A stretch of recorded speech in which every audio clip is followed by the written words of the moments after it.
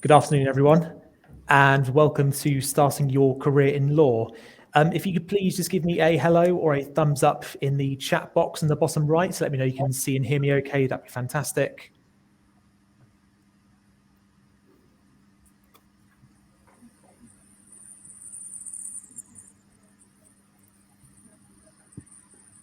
Okay, I'm going to assume you can hear and see me okay. Just tough crowd today. So today's panel consists of Abigail from Group GTI, who will be hosting, thanks guys, cheers, a bit late, but that's fine.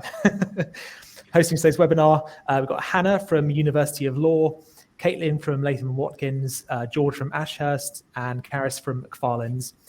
If you have any questions throughout the chat, please stick them in the questions tab and not the chat tab, as they might get lost in all the content in there.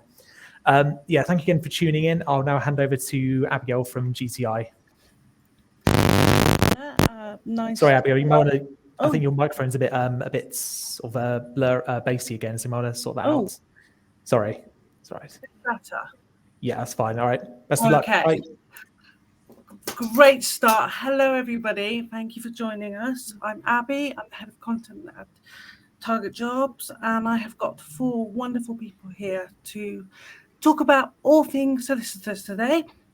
So I'm going to start off by reminding you to put into the chat box any questions and upvote any ones that you think you most want to have answered, and we will get through as many as possible towards the end of our chat.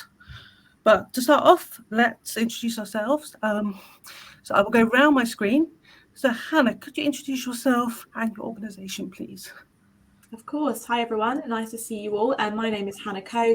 I'm the Senior Student Recruitment Manager for London and the South East at the University of Law. And I also look after all of the work that our team does within the professional law sphere. So LPC, SQE, conversions and bar. Fantastic. And Karis. Hi everyone, I'm Karis and I'm one of the early legal careers advisors at McFarlane's. So our team is responsible for basically everything to do with the trainees and also our law tech graduates. So we do attraction, recruitment and development. So look after the whole process. That's wonderful. And George. Afternoon, folks. Lovely to see you. Happy Tuesday today. My name is George. I am a HR consultant here at Ashurst. I specialise in early careers. We're a Silver Circle law firm, 30 offices, 20 countries. We have about 80 trainees at one time and 25 legal apprentices. And part of my role is to make sure we attract, retain, recruit, develop and provide you with the best opportunities here at our firm. Brilliant. And Caitlin. Hi everyone, and thanks all for joining. So my name's Caitlin. I am the Graduate Recruitment and Training Development Coordinator at Latham. So similar to Karis, my role very much spans everything from attracting, recruiting on the recruitment side, but also looking after trainees when they join us at the firm. So everything on the development side as well, from seat rotations, secondment processes, qualification and in training induction. So very much the whole lifespan of trainee cycle at Latham. Oh. Brilliant. Thank you all for joining us. So I wanted to start out by asking sort of why law? Why is it an attractive career for graduates? And I'm hoping that you've all got lots of different reasons for me. So I wonder if we could start with Caitlin. What would your take be?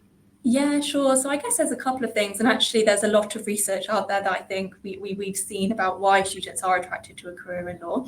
A couple of things. So I think sometimes the clients that we work with are really exciting.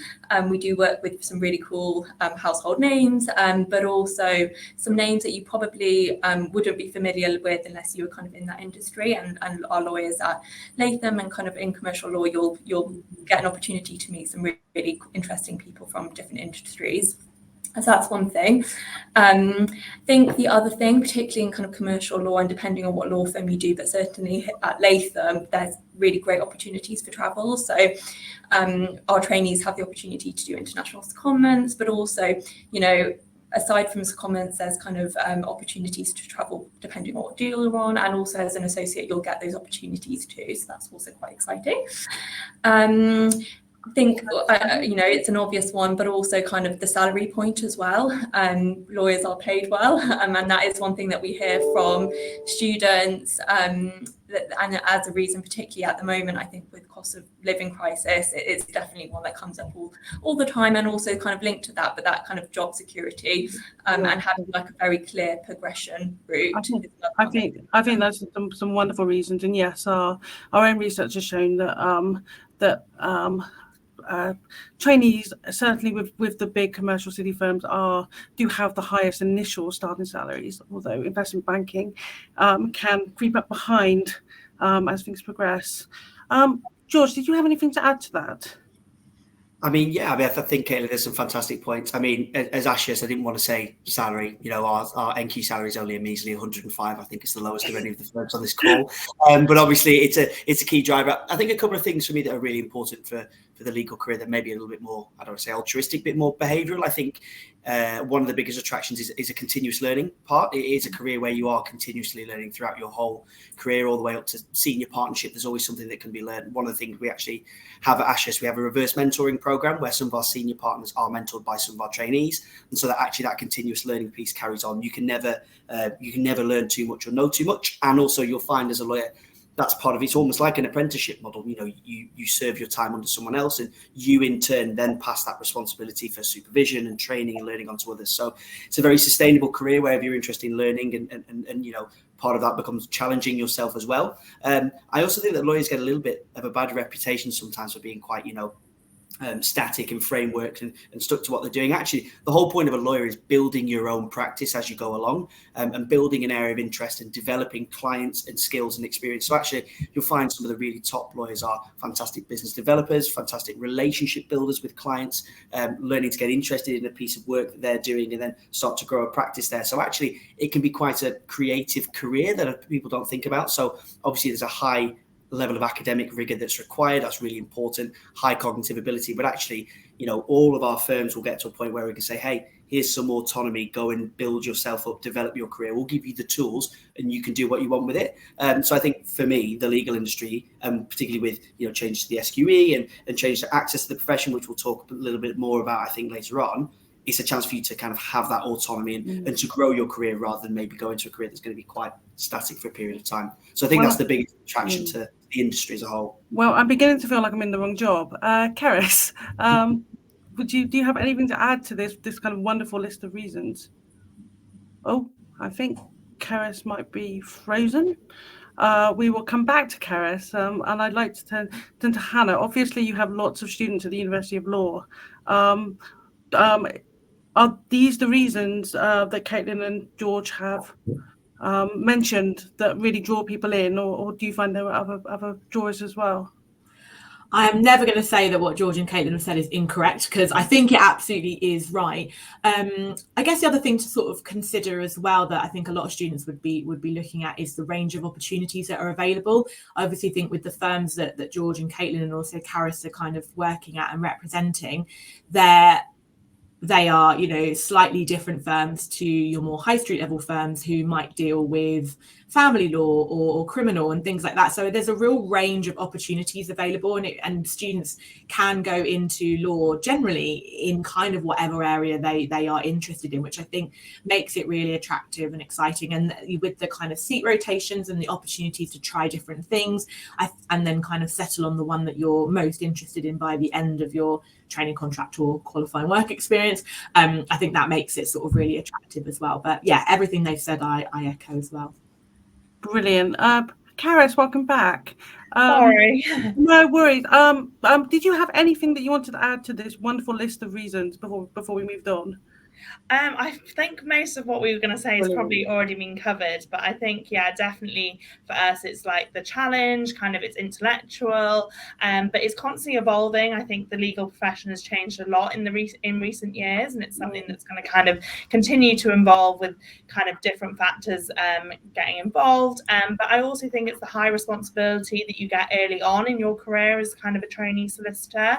But at the same time, as much as kind of high responsibility can be great, sometimes it can be a bit daunting, and then that's why it's really important to ensure that you're choosing a firm where you can really see kind of the training and the support that you have from those kind of around you. So it's having that high responsibility, but with a bit of a safety net from the people around you to kind of be able to really hit the ground running. Brilliant, thank you.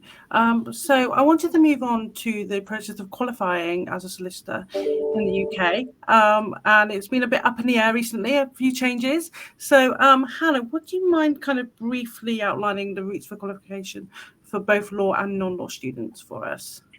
I will do my best, and I will keep it as brief as is humanly possible with the new routes. Yes, absolutely. So essentially, it very much depends on where you are in your legal journey. That is the terminology that the Solicitors Regulation Authority have chosen to adopt. So if you are currently a first-year LLB law student, your only route to qualification as a solicitor upon completion will now be the SQE. You will have to do the SQE when you are finished. So that is if you're just coming to the end of your first year on an LLB.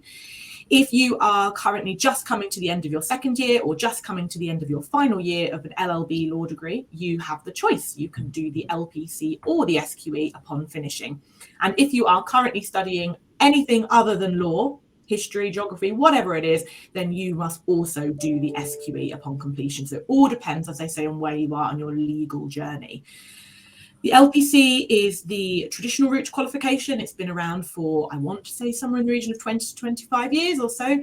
And it's very much seen as a well-rounded route to qualification. There are many question marks around the reasons why the Solicitors Regulation Authority chose to make the change. Many people believe many different things, but they have made the change. And eventually the LPC will be disappearing and the SQE will be replacing it.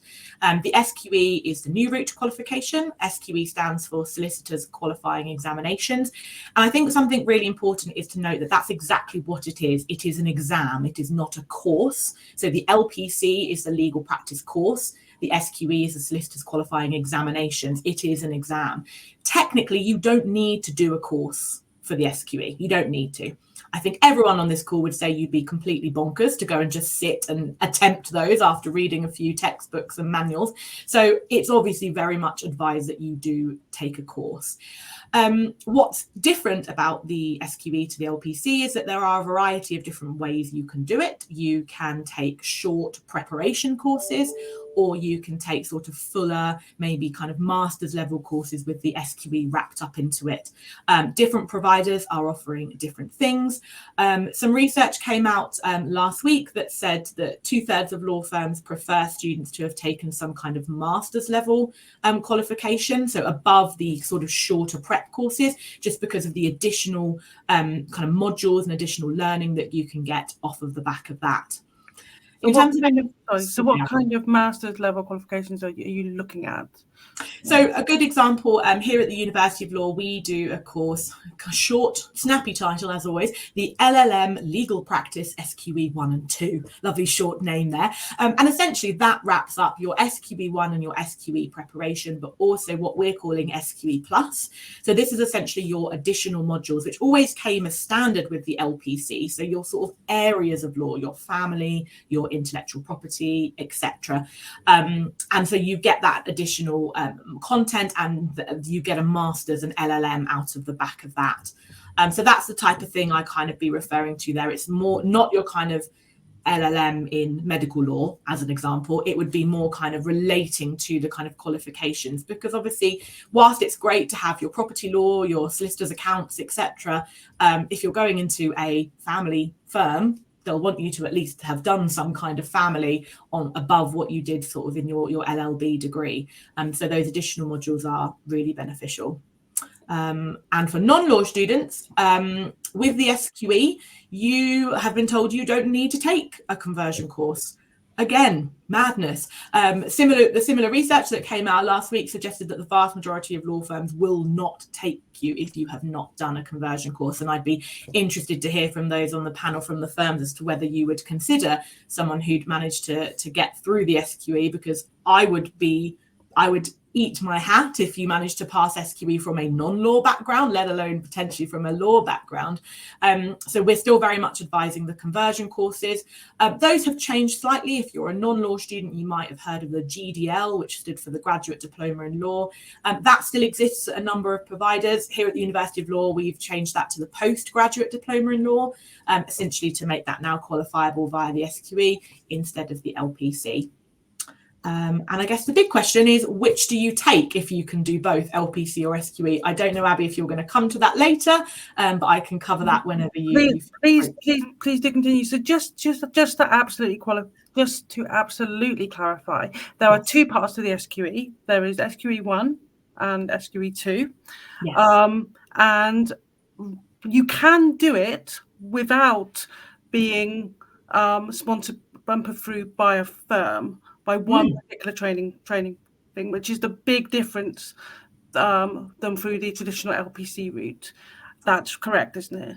It is, but I think it's important to note as well with the traditional LPC is that 80% of our students who came onto our LPC were not sponsored. They did it off their own backs, funded it themselves, either through, personal loans, postgraduate government loans, etc.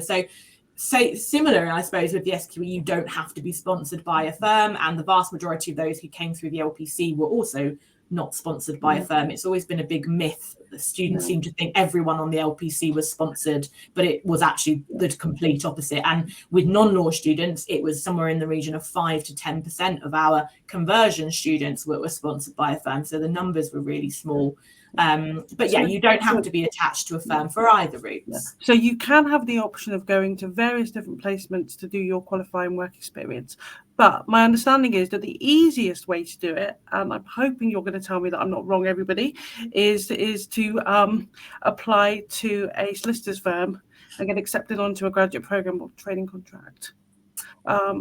Yes, I would say that would be your easiest route. It depends what you would class as easy, I suppose, because yes, the SQE offers more flexibility in terms of your qualification with the qualifying work experience. It no longer has to be what we knew as a training contract, so that solid 2-year block upon completion.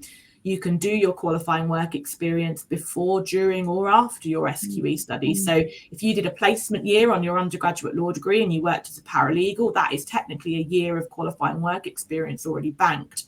So would it be easier to go through the hard, what we know to be the hard process of finding a 2-year training or 2 years of solid qualifying work experience? Or would it be easier to find an additional year as a paralegal once you've finished your SQE? That's your 2 years done and dusted, and then you're qualified. However, I think a caveat to that is you go and knock on the door of a certain firm and say, hey, I've been a paralegal for 2 years. Would you like to give me a job? They'll go, no. Come back in a couple of years once you're a few years under your belt, then we'll talk.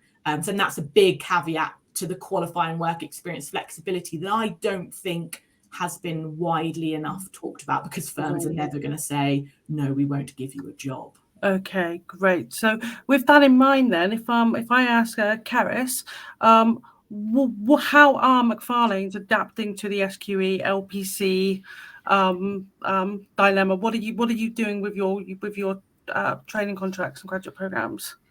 Yeah, so we moved to the SQE. So our first kind of cohort is going through it at the moment. They started in September and they'll join us this September. So yeah, we've kind of made a few adaptations to what we've done. I think kind of obviously Hannah touched on kind of that SQE plus element. So what we've done for our future trainees is something called the Macfarlanes Essentials of Practice. So we use BPP as our provider, and we've worked with them to kind of create modules that are one specific to Macfarlanes, but kind of mopping up anything that's left a bit of a gap between kind of the move from LPC to just those kind of 2 exams for the SQE. As it currently stands, if someone has kind of studied the LPC prior to kind of getting their training contract with us, there isn't any extra steps that they have to follow at the moment, but we're already seeing kind of less and less of that. I think one person in our recent cohort had already done the LPC, so we had 32 people going through SQE. I think people are kind of starting to kind of take a bit of a stand back and wait to hear what firms were doing, but it is a requirement for us that you have to do the PGDL if you did a non-law undergraduate degree. So that's kind of our approach. And that's the conversion course, the postgraduate diploma in law. Yeah. Yes, great. George, what's happening with Ashurst? Thanks, Abby. We're probably going to sound like a broken record, I think, because most of us, unless Sladen do something different, we've kind of taken a very similar route to this. Hannah, we go through University of Law, so we're one of your clients, so we put ourselves through your course as well. Very similar to exactly to what Carrie said. Realistically, we actually think the model that we have in terms of trainee, in terms of kind of 4 rotations of 6-month seats when you're here, works absolutely fine. We try and replicate what we were doing with the LPC before with SQE 1 and 2 with the preparation courses. I think what Hannah touched on there was super important, actually. Whilst the SQE is now an exam, that doesn't mean that the preparation completely goes out the window. It also doesn't mean that you can just rock up to the exam and pass it. For any of you who are thinking, you may see that pass rates have maybe been lower than we've expected at the very beginning. I think, and people are free to disagree, I think there might be a little bit of a symptom of a lot of people jumping straight into the exams without assessing maybe some of the pre-work that went into it. In terms of the way that we support you at Ashurst as well, obviously we work with the University of Law, but we actually try and get all of our trainees from the same cohort to go through the course together. So that means you actually study with the future trainees that you join the firm, and then you get to know them. And that actually means that whilst we have lots of different layers of people joining at each level, we have a keep in touch committee and an event kind of once every 3 to 6 months or so, where actually all our cohorts get together before they come in. So you've got someone to moan to about SQE 1 and 2 if it's getting difficult. You've also got people to support you as well. I would say that we roughly, and other firms may be different, but I think we're pretty similar. So we take about 50% law to non-law. We don't have a target for that, but we do take an awful lot of non-law grads. In fact, actually, we're seeing massive appetite within the business for STEM graduates. So what you will see, we also sponsor international students as well. We have no cap on that here at Ashurst. So whilst we are transitioning in this way, very little has changed in terms of the types of backgrounds, the type of people we're taking, the type of law degrees or non-law degrees that we're looking for as well. We'll be moving to SQE from September. That's our decision, and similar to McFarland's as well. If you have a non-law degree, you will have to do a pre-GDL. So we hope that by the time you set in the front door on the first day of Ashurst as a trainee lawyer with us, you already know your cohort, you know the firm really well. You've gone through the thorough training, and we don't have any concern really about pass rates in terms of the exams, because we feel that, you know, working with someone like University of Law and the way that we work internally as well, we should be able to get everyone through it, but only time will tell. Brilliant. Yes, it's all a big change. And Caitlin, was there anything different with your firm? No, I don't think so. I think pretty much we're all following very similar structures in terms of actually doing part 1, part 2, and then the SQE plus. I mean, with the SQE, I think while it's kind of a scary move, I think there's some really great opportunities to kind of innovate and get a bit more creative about the content that we are delivering. So while there's not a huge amount that we can be doing around kind of that part 1 and part 2, ultimately they are exams and you have to get through it. So we have to teach you the content. The plus modules is where we can get kind of a little bit more creative with what with the content that we're delivering to our future trainees. But they're not just set up to be great commercial lawyers, they're also set up to be kind of great commercial lawyers at Latham and kind of future partners of the firm as well. So it is exciting. It's not kind of all doom and gloom. Well, that is good news.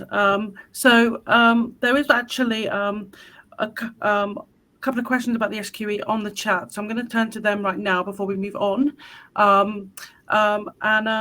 One is really about what counts as work experience for the SQE. There is a mediator experience, but if that's too specific, I wondered if people could talk in general, as perhaps Hannah, this is one for you, as to kind of what experience does count towards that qualifying work experience? I love this question because the short answer is nobody knows, which is really good. Shockingly, the Assistive Regulation Authority have not nailed their colours to the wall in terms of defining what classes as qualifying work experience and what does not. They have an overview on their website in terms of the sorts of things you can look for, but it doesn't really say yes to this, no to this. It does say, for instance, as I said, things like being a paralegal will count, certain voluntary roles. So I think things like citizens advice would be counted, working in certain firms, but it doesn't sort of give you a full overview as to yes and as to no, which is frustrating, I appreciate. My advice would be to spend some time perusing the qualifying work experience section of the SRA's website. For all the kind of concerns around SQE, I do think the QWE page on their website is quite good, and it does have quite a lot of content on it. So I would say have a good look through that. But yeah, the short answer is nobody has officially said it. It requires certain things to be covered, i.e.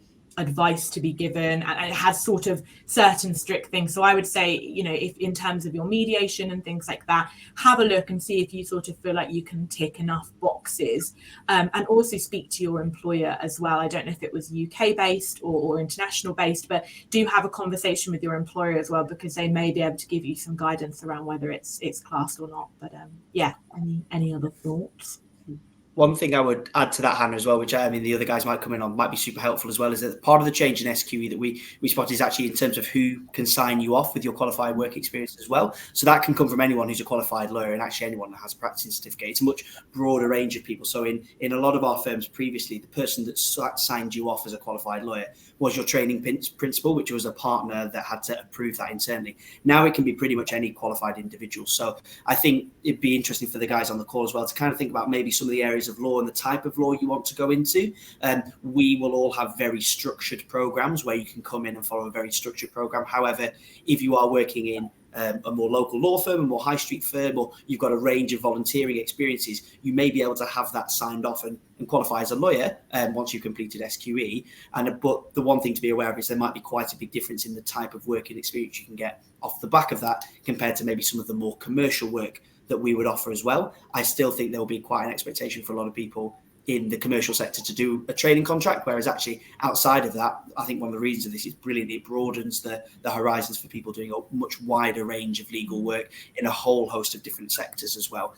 So I think that Hannah, the point is great about seeing what qualified work experience is, but also remember that it's probably very different. You know, there's a much broader range than just the kind of the commercial seats that we would offer in our firms, which is a much more traditional model, but that is changing completely. So traditionally, when I've interviewed trainees over the years, they've often started out as paralegal before applying for a training contract with firms such as yourselves. Do you see paralegal work continuing and that still being a route into the profession? Very much so. You can qualify after being a paralegal now. You know, 2 years as a paralegal, that is your qualifying work experience done. So you can do your paralegal work, pass the SQE, you're there. You're a qualified solicitor. Brilliant. So there was a question on the chat about paralegal jobs disappearing. I must admit, I haven't heard that. No.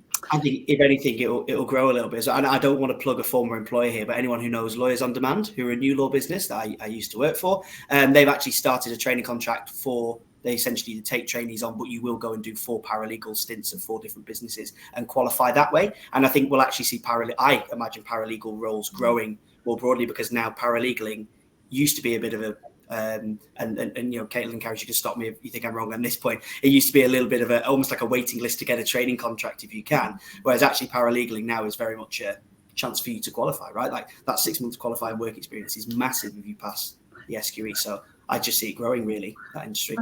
Fantastic. Okay, so let's turn to applications for your training contracts and your graduate pathways and your graduate programs.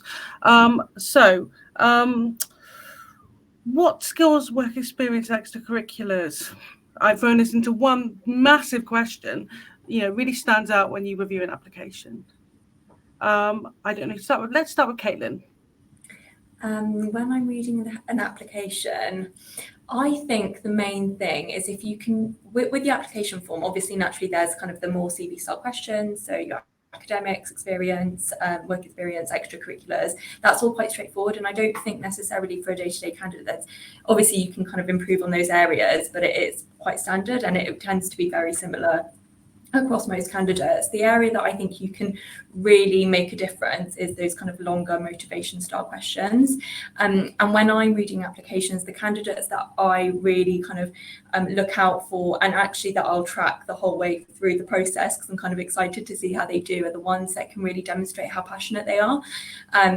So to be able to do that, what you really need to do is kind of research. So get to know the firms that you're applying to. I went to a recruiting event the other day, and kind of there was kind of a theme that universities were telling candidates to apply for kind of 20-30 applications. I would definitely recommend not doing that. Pick a couple that you want to apply to and that you're really interested in the type of work that they do, the culture, the people.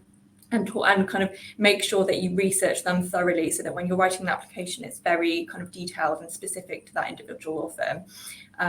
Couple of kind of, I guess, really quick ways to know whether or not you're doing that. If you're kind of writing your application and you can kind of replace Latham Watkins with Ashurst, then it's not detailed enough. Go back, redo it. The language doesn't need to be kind of flamboyant or creative. We're not looking for a piece of creative writing. What we want it to be is kind of really clear, really detailed. You need to be able to talk about the type of work that we're doing, and also not just the type of work, but why that interests you as an individual. So we want to get to know you. So if you can kind of build individual elements of your personality, your interests, your hobbies into that application form, that will really make you stand out and show to us that you're passionate and enthusiastic. I think that is really important to do.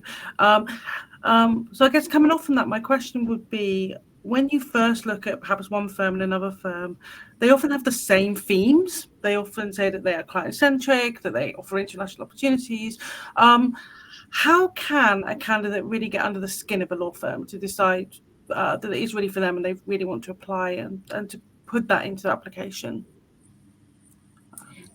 Yeah, I can start on that, and then feel free if anyone wants to input as well. I think the first thing really to do is meet them if you can. Apply to an open day. It's much easier to go on an open day than it is to get a place at an assessment centre for a vacation scheme. So apply for the open days, come along. We see quite good conversion from open day to kind of assessment centre for back schemes and vice versa. So definitely do that. Attend an open day at your university or kind of any of the legal cheek open days. Most commercial law firms will be at those. So definitely do go along to those and speak to the trainees, speak to the associates who are at those events. That's probably a good way. I would say my recommendation when people are writing those kind of motivation style questions is really kind of get a good idea of the type of work that different law firms do. Naturally, a lot of us will say that we're full service, but we will each have kind of specialty areas. So, for example, at Latham, we're really big in kind of banking corporate work. So pick a couple of deals that you've seen in the media and kind of really get to grips with those so that you can write about them and talk about them as part of your assessment day. Quite a lot of individuals will kind of go for the very basic, more kind of cultural things, whether that's kind of pro bono, diversity and inclusion. And they will look quite similar across the board just based on firm websites. So if you can dig deep into the type of work that you'll be doing as a trainee at that law firm, that's kind of a good starting point. Brilliant. And Karis, what kind of skills and experiences, particularly if you're looking at the extracurricular type questions that come up, really stand out to you? So yeah, I think kind of off the back of what Caitlin said, that motivation, drive and ambition piece is absolutely huge. But I think resilience is a really important skill to have to kind of be a successful trainee. And that can be assessed in various different points of an application process, whether it's a kind of a question on the application form, whether it's in a business case study interview, in kind of an application interview. But it's not just kind of the resilience and what you did kind of in a situation and explaining that. It's also the growth piece as well. I think as you move through your 2 years of a training contract, there is going to be times that you have to kind of show resilience, and it's being able to kind of reflect on that and see kind of what did you do in that situation. If you're in that situation again, kind of what would you maybe do differently, kind of what have you learned, what have your key takeaways been. And I think that's something that's really important to kind of get into the habit of kind of doing at an early stage. I think with kind of extracurricular experience, it is great obviously to kind of get involved and where you can be involved in kind of legal work experience, but we absolutely appreciate how hard it is to get that legal work experience. So we do not look for kind of legal work experience in any applications. There is so much that you can do that is going to give you kind of transferable skills into this career. So it's kind of choosing things that you enjoy doing, that you kind of are not going to feel like a chore and you're just doing them to kind of add to your CV. You're going to enjoy doing them, and there's absolutely going to be kind of transferable skills that come out of them that will fit kind of as your career progresses as a trainee. Brilliant, thank you. So George, we mentioned the open days and kind of insight programs earlier. What if you've missed the boat on those? Yeah, so I can take this from an Ashurst perspective. So I would guess that it's never too late. Like, you're never too late in terms of, a lot of us will do lots of different things as well. So alongside our open days and insight days, so we do things like, we work with a company called The Forage. So we run virtual work experience for the Forage as well. So even if you can't get in the firm, we have 8 programs there. You can go and see what it's like to be in any different group. We've actually just launched our Wellbeing and Resilience program, which, to touch on what Carrie said, is all about what kind of resilience and courage does it need to be in a law firm, and some of the work we do, which is great. We also run a session called Ashurst in Action twice a year, which you can find on our graduate website, which is kind of a series of online webinars that are really, really accessible. But also we do things like application workshops, meet the trainees, Q&A with partners, how to do commercial awareness workshops, which are super important. So we try and do a lot of that accessible stuff. So if you feel like you've missed the boat, there's always the kind of the online accessible stuff. But what I would also say, I think, and someone might correct me, the average age of a trainee in the UK is around 27, I think, at the moment. So actually, you've never missed the boat, so to speak. We have several trainees of ours who are mature students, second career holders. So actually, at the end of the day, there's always the route to getting there. I think it's bit of a misnomer that you will do an LLB undergrad and then do your LPC straight away, then be a trainee and be a qualified lawyer by 23. It's actually quite a rare route. Quite a lot of people, some people do it, but there's always plenty of time. And to say it is going to be because of the numbers and the competitivity in any area of law. There's probably going to be a few rounds of qualification. You might not get through the first time you apply, and you can always tell, and the guys will be able to tell you as well.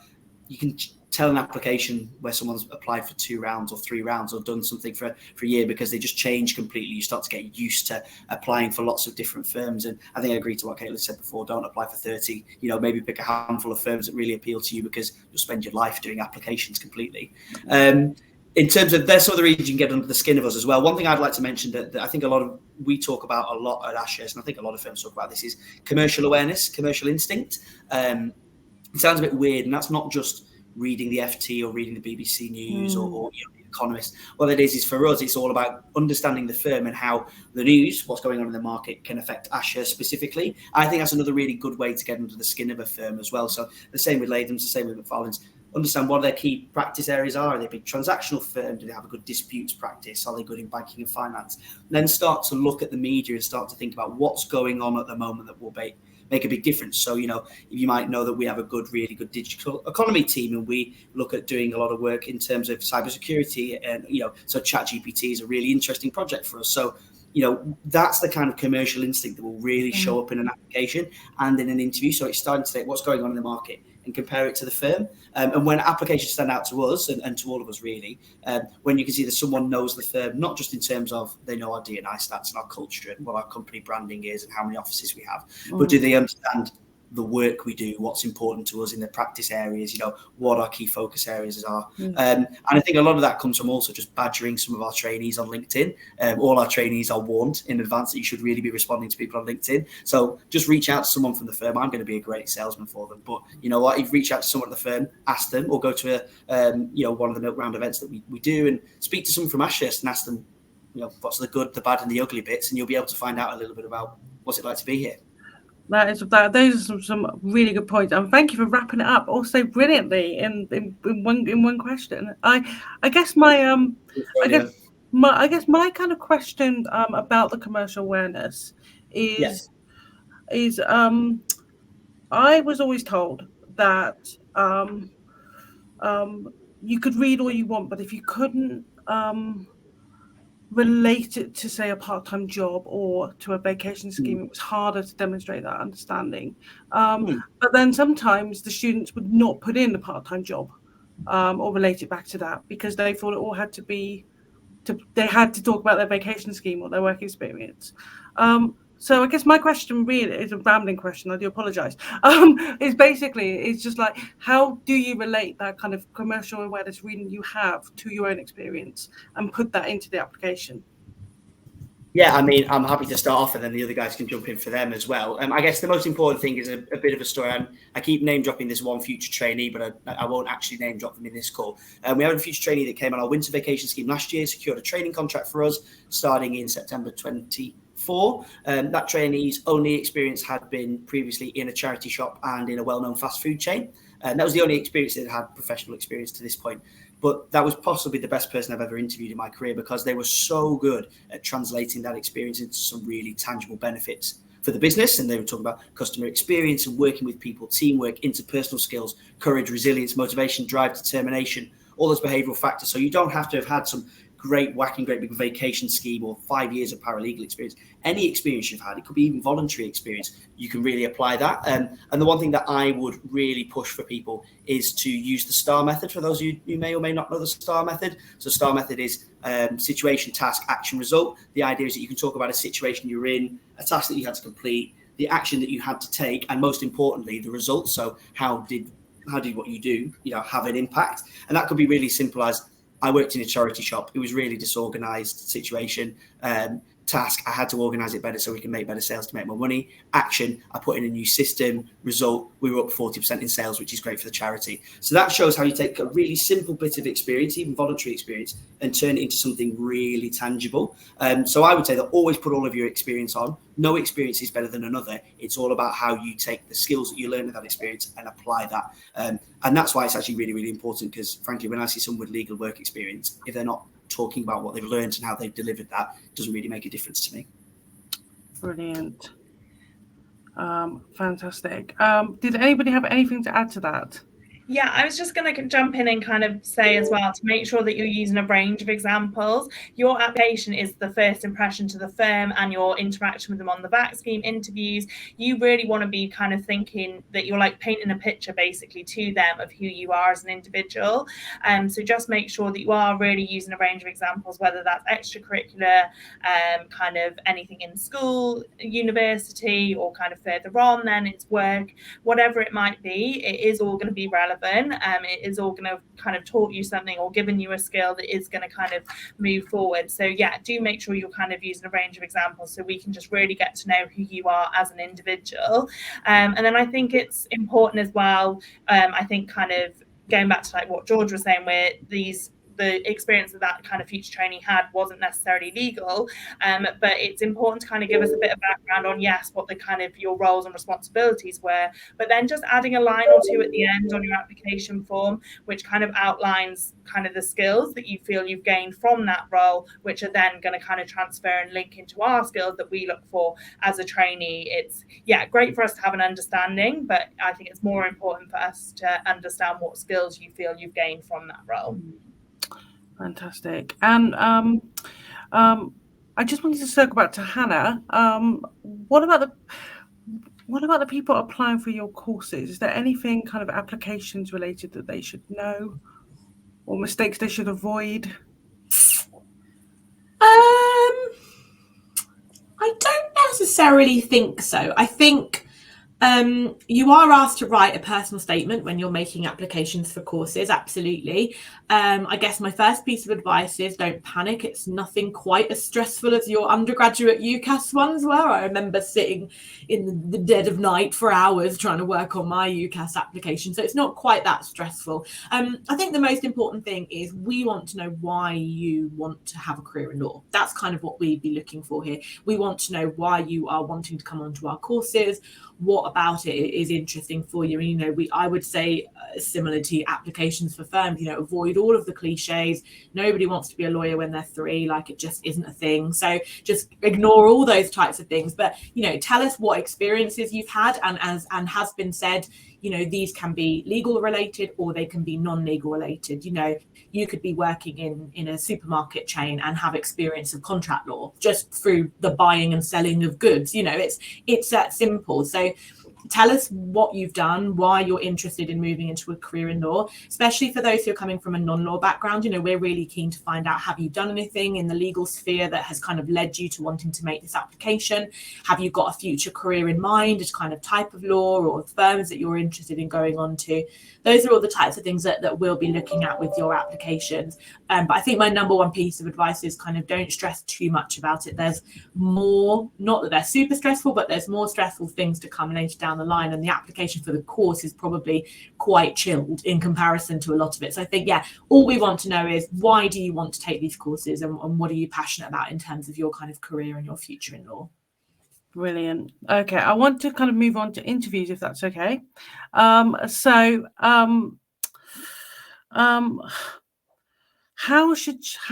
should the student prepare for the interview to begin with? Because we've talked a lot about research for the applications, but I'm assuming they need to do a little bit more for their interview. Who would like to start on this one? Yeah, I can go. I think it's important that you don't stop your research when you've submitted your application form. So, for example, if you kind of submit a vacation scheme application to us, that can be done kind of in January, but you might not kind of come on to our vacation scheme until kind of June, July time. And I think that's kind of, there's a lot that could have happened with the firm in that time. So I think it's important that kind of, yeah, once you feel you've done all the research and kind of got your application through and submitted that it doesn't just stop there, that you do carry it on. You kind of just keep up to date. You've done a bulk of the work, just kind of keep topping it up, and it won't feel like such a big task. But I think as well, there's a lot more that around kind of, obviously, there's like written exercises people will do, there's business case study interviews. It's kind of getting in touch, asking different people questions, asking for kind of their experience, and getting their advice on how they prepared. I think kind of, as we've mentioned, kind of commercial awareness is definitely something that's kind of thrown around a lot. And I think it will mean slightly different things for each firm. So ask the question, what does it mean to them? How are they assessing that? And see what you can do to kind of prepare for that. So for us, kind of commercial awareness is mainly assessed in our business case study interview. And it's for us not stopping when you kind of got to the answer. It's kind of thinking of the bigger picture. What are the next steps? Kind of what are the implications of kind of going for answer A over answer B? Kind of why do you feel that that's kind of the best answer or best solution for kind of the question you're being asked? And also just showing people kind of how you've thought about it. It's not just giving the answer. Kind of, I suppose it's understanding how your brain works is kind of what we're trying to do. So just make sure that you are kind of giving that information, and ways to do that is just kind of keeping up to date with the business world, and kind of if there's situations that businesses or kind of deals that firms have been working on, kind of what have they suggested as kind of the solution or the outcome, kind of how was it approached, because that will help you come up with some slightly different ideas, and it will absolutely be beneficial to kind of show that commercial awareness piece. Fantastic. What do the candidates mostly struggle on when it comes to the interview stage? Do you want me to jump in, Karis? You want to give it a go? Me too.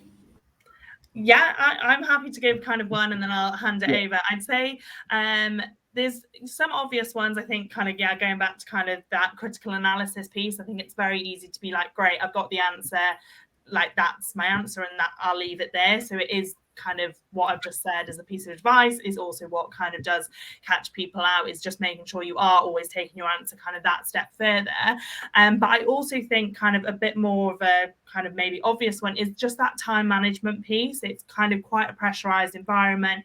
Our assessment day has been designed to kind of imitate kind of a busy morning in the life as a trainee.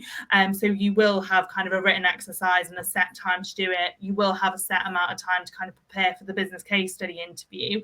So it's just anything you can do really to kind of put yourself in a pressurized environment. It's a lot of information to kind of read and digest, and it's about kind of doing that quickly but accurately. So I'd say kind of that time management piece and having to think about how you're going to kind of use that time and being quite strict with the plan that you create.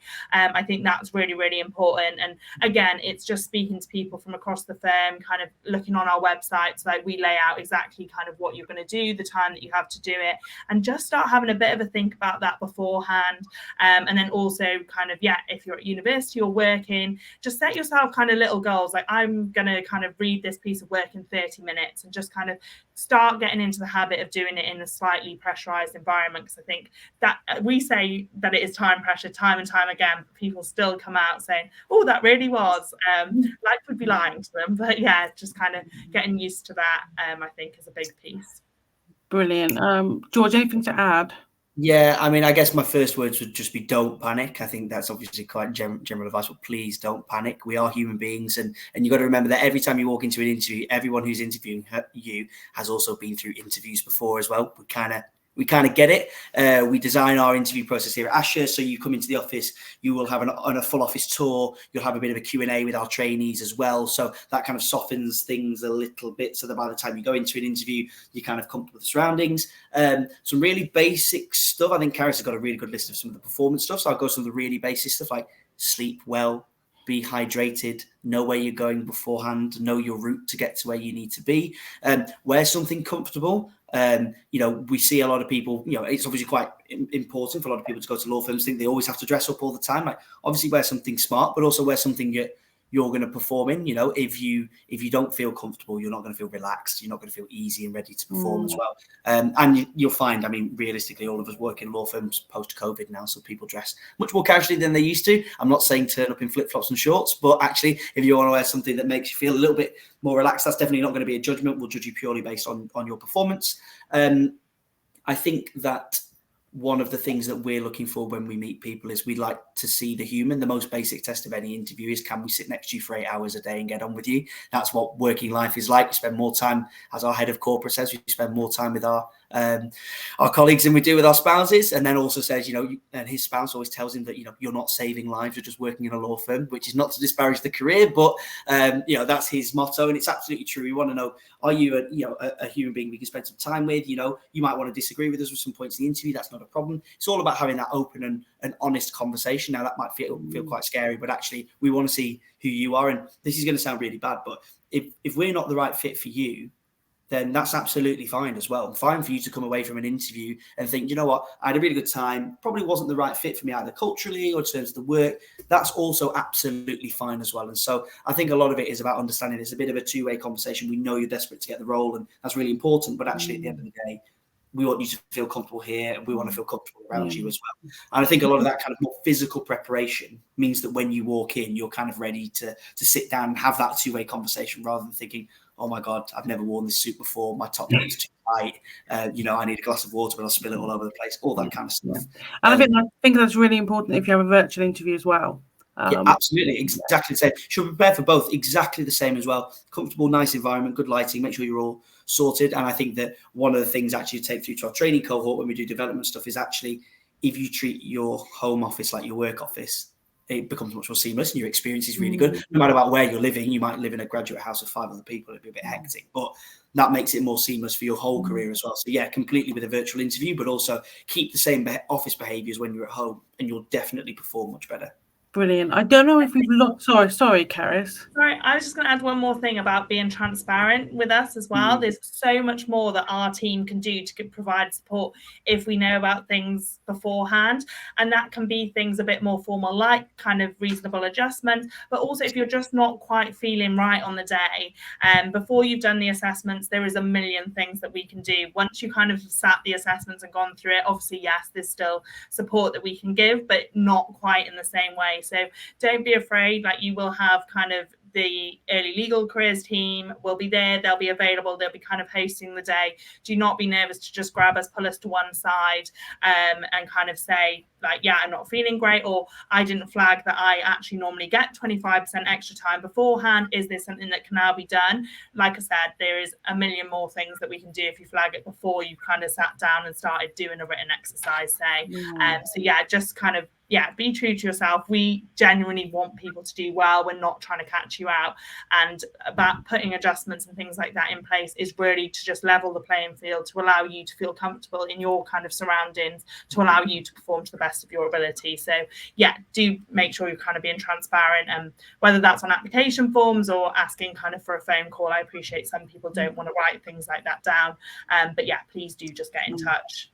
That's a really good point. Thank you so much. I think we might have lost Caitlin. Sorry, I am here.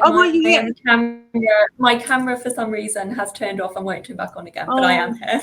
I'm so sorry. I'm so sorry, Caitlin. I haven't been ignoring you deliberately. So I wanted to turn to a couple of questions in the last few minutes, and some of these are quite specific. So it might be that we have to point them into a place of kind of more research, but I thought we could have a go. So there is somebody who is has got an LLB qualified law degree and an LLM in the University of Dundee, and they've got 10 years experience as a state prosecutor in Sri Lanka. Is their option the SQE? Is this something that we need to send them away to somewhere else? I can probably answer that I guess number one thing is your LLB qualifying in England and Wales, because if it's from the, is your LLB and your LLM both from Dundee or just your LLM? Sorry, I wasn't quite sure on that one. But either way, if your LLB is not qualifying within England and Wales, that's, I guess, the first thing you would need to confirm first of all. If it's not, my suggestion would be to do some form of short conversion course. Here at the University of Law, we have a short online course, which is called SQE Law Essentials. This is a very brief whistle-stop tour through the kind of foundation subjects within English and Welsh law that you would do on a conversion course, but in fuller detail. I would suggest that at a minimum before you go and do the SQE. If your LLB is qualifying in England and Wales, then you do have the opportunity to still do the LPC because you've already started on your legal journey, i.e. you've done your LLB. But yeah, you would need to confirm that first. If your LLB is not qualifying, then yes, your only route to qualification would be via the SQE. Brilliant. And again, I think we've covered this already, but there's one asking about routes in and whether there's an apprenticeship or trainee route. I think we've covered this in as much as the variety of qualifying work experience periods. There are a few law apprenticeships available and the opportunities with our lovely firms here today.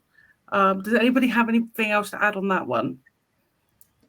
I guess just to let you know that, yes, there are apprenticeships available and they are both full sort of 6-year with an LLB, but there's also graduate apprenticeships as well. So you would do those upon completion of your LLB if that's what you have done.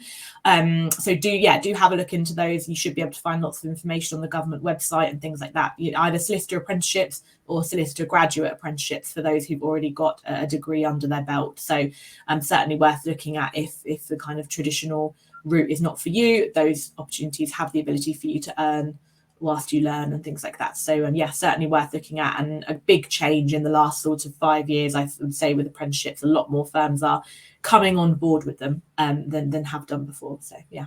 Brilliant. And one last question that I can see, which is around paralegals. People were trying to find a paralegal position. I would say, just like with a training contract or graduate program, look out for the best firm that would most suit you. Does anybody have anything to kind of add to that? Nope. No, I think I was just going to agree with kind of what you said. Yeah. I think kind of, it's obviously important to find the firm that kind of works for you, but then also kind of the practice area or kind of the specific type of work. It's more likely that a paralegal is going to be in a specific area rather than kind of a general overview. So just making sure that, you find what's kind of, suits you. Brilliant. Well, just as a follow-up to that, I've just gone on a very, very well-known job site and searched for the word paralegal, and it's showing me just shy of 5,000 opportunities. So plenty out there, but obviously, yes, you want to filter it by firms you're interested in, etc., but there does seem to be lots of opportunities available. Brilliant. Well, thank you, everybody, for all of your time and for your words of wisdom. I've learned a lot, and I hope it's been useful for everybody. So finally, leads me to say thank you very much, and over to Connor. Yeah, hi everyone again. Yeah, thank you very much to our panelists for great insights and really good information there. I'm just going to put on the screen now the link to our Target Jobs events page so you can keep up to date with the latest opportunities from the people you've heard from today, as well as other events like webinars coming up. So I'm just going to put it on the screen now.